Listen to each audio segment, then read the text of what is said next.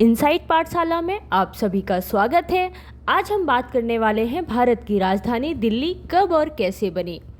क्या आप जानते हैं, एक समय में भारत की राजधानी दिल्ली नहीं कोलकाता हुआ करती थी। भारत के इतिहास में शायद ही ऐसा कोई शहर होगा जो इतनी बार बसा और उजड़ा हो जितनी बार दिल्ली बसी और उजड़ी है। दिल्ली, जिसे महाभारत के काल से इंद्रप्रस्थ के नाम से जाना जाता था, दिल्ली पर गौरी, गजनी, तुगलक और खिलजी समेत कई मुगल शासकों का राज रहा और आखिरी में अंग्रेज आए। दिल्ली से पहले भारत की राजधानी कलकत्ता थी।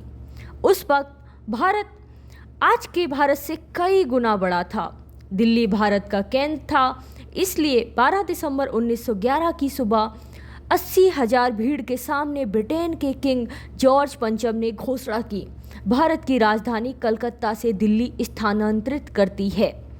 1905 में जब बंगाल का विभाजन हुआ तो इससे अंग्रेजों के खिलाफ देश में विद्रोह शुरू हो गया। विभाजन की वजह से पैदा हुआ विद्रोह शांत होने का नाम नहीं ले रहा था और स्वदेशी आंदोलन की आवाज़ भी उठने लगी थी।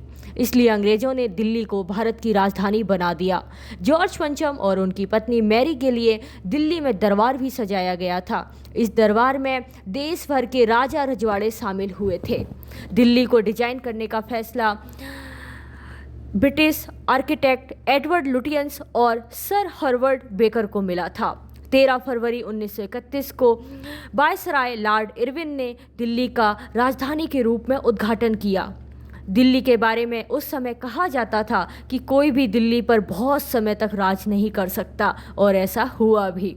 36 साल के भीतर ही अंग्रेजों ने भारत को छोड़ दिया और 15 अगस्त 1947 को भारत आज़ाद हो गया।